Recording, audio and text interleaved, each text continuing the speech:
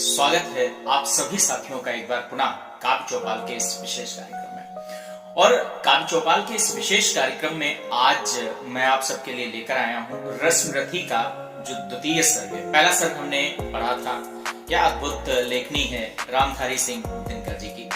आज द्वितीय सर्ग का हम वाचन करते हैं और देखते हैं दिनकर जी की लेखनी से हम लोग क्या क्या ग्रहण कर सकते हैं। और उनकी लेखनी जहां एक तरफ साहित्य जगत को तो दिशा देती ही देती है, उसके साथ साथ जो एक आम नागरिक है उसे भी बहुत सारे जीवन मूल्यों को प्रदान करती है। आइए द्वितीय सर्ग की तरफ चलते हैं। शीतल विरल एक कानन शोभित आदित्यता के ऊपर, शीतल विरल एक कानन शोभित आदित्यता के ऊपर, कहीं उत्स प्रश्रवण चमकते झरते, कहीं शुभ्र निर्झर, और जहां भूमि समतल सुंदर है नहीं दिखते हैं पाहन, हरियाली के बीच खड़ा है विस्तृत एक उटज पावन। आसपास कुछ कटे हुए पीले धन खेत सुहाते हैं, आसपास कुछ कटे हुए पीले धन खेत सुहाते हैं, शशक मूस गिलहरी कबूतर घूम घूम कर खाते हैं, और कुछ तंद्रिल अलसित बैठे हैं, कुछ करते शिशु का लेहन, कुछ खाते साकल्य दिखते बड़े दुष्ट सारे गोधन। और हवन अग्नि बुझ चुकी गंध से वायु अभी पर माती है, हवन अग्नि बुझ चुकी गंध से वायु अभी पर माती है, भीनी भीनी महक प्राण में मादकता पहुंचाती है, और धूप धूप चर्चित लगते हैं तन के श्याम छदन कैसे, झपक रहे हो शिशु के अलसित कजरारे लोचन जैसे, झपक रहे हो शिशु के अलसित कजरारे लोचन जैसे।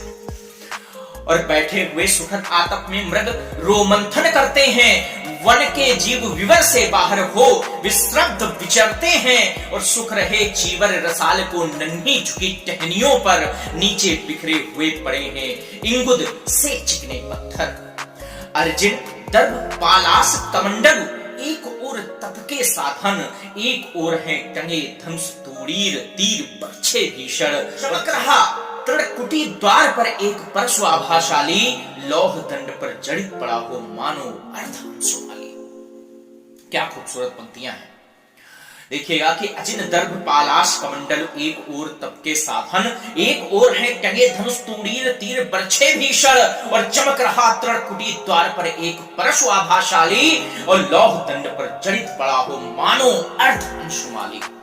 और श्रद्धा बढ़ती अजिन दर्भ पर, श्रद्धा बढ़ती अजिन दर्भ पर परशु देख मन डरता है, युद्ध शिविर या तपोभूमि या समझ नहीं कुछ पड़ता है, हवन कुंड जिसका यह उसके ही क्या है ये धनुष कुठार, हवन कुंड जिसका यह उसके ही क्या है ये धनुष कुठार, जिस मुनि की यह श्रुवा उसी की कैसे हो सकती तलवार, जिस मुनि की यह श्रुवा उसी की कैसे हो सकती तलवार।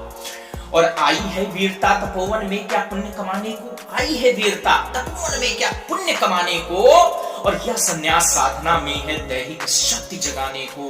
मन ने तन का सिद्ध यंत्र या शस्त्रों में पाया है, या कि वीर कोई योगी से युक्ति सीखने आया है। और परशु और तप ये दोनों वीरों के ही होते श्रृंगार, परशु और तप ये दोनों वीरों के ही होते श्रृंगार। क्लीव न तो तप ही करता है न तो उठा सकता तलवार, और तप से मन दिव्य बनता है षड विकार से लड़ता है, तन की समर भूमि में लेकिन काम खड्ग ही करता है, तन की समर भूमि में लेकिन काम खड्ग ही करता है।